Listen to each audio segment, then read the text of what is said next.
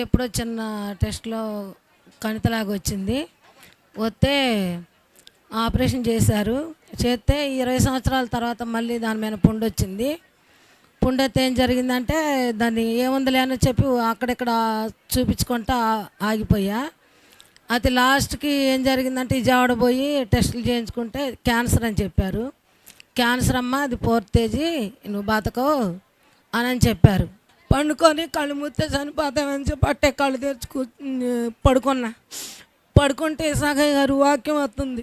ఏమనంటే, నీకు 4th stage cancer అని చెప్పారా, నువ్వు చనిపోతావు అని చెప్పారా, నీకు నువ్వు చనిపోవు, నువ్వు బ్రతుకుతూ, నీకేమీ కాదు, దేవుడు నీ పక్షాన ఉన్నాడు అని చెప్పి వాక్యంలో ద్వారాగా మాట్లాడుతాడు.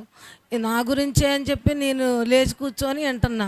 ఏంటంటే మళ్ళీ అంటుండో, నీకే చెప్పేది, నీ ఒంట్లో భాగంలో ఏది కూడా తీయబడదు, నీకేనమ్మా నేను చెప్పేది, నువ్వు చనిపోవు, నిన్ను దేవుడు బతికెత్తాడు, 4th స్టేజ్ క్యాన్సర్ అని కూడా తీసివేస్తాడు దేవుడు అని చెప్పి ఇసాకయ్య గారి ద్వారాగా మాట్లాడిన తర్వాత ఒక అమ్మాయి కలిసి టీవీలో చూశాక అడిగే అమ్మాయిని, అమ్మ ఇక్కడెక్కడన్నా ప్రార్థన పెడతాడు ఇసాకయ్య గారు, నాకు తెలియదు, టీవీలో ఎటు చూశానమ్మా అంటే, ఒక పలాంచాడ పెడతాడని చెప్పారు. పోయి ఇసాకయ్య గారు ప్రార్థన చేస్తుంటే ఆ రోజు కూడా నాతోనే మాట్లాడారు.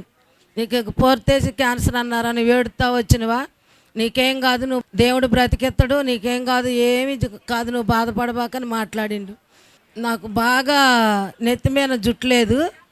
జుట్టు లేకపోయేసరికి నేను వెళ్ళి మామూలుగా చెప్తున్నారు, మామూలుగా నువ్వేమనుకుంటావో అది అనుకొని తల వంచుకొని ప్రార్థన చేయించుకో అంటే, ఇక నేను తల వంచుకొని ప్రార్థన చేయించుకున్న తర్వాత ఇసాకయ్య గారు చెయ్యేసి ప్రార్థన చేయగానే నాకు జుట్టు వచ్చింది. జుట్టు వచ్చిన తర్వాత మళ్ళీ హాస్పిటల్కి పోతే అన్నారు, ఇక ఏం బాధ లేదు అని చెప్పి అన్నారు. ఈ చిన్న సాక్ష్యం దేవుడు దీవించును గాక.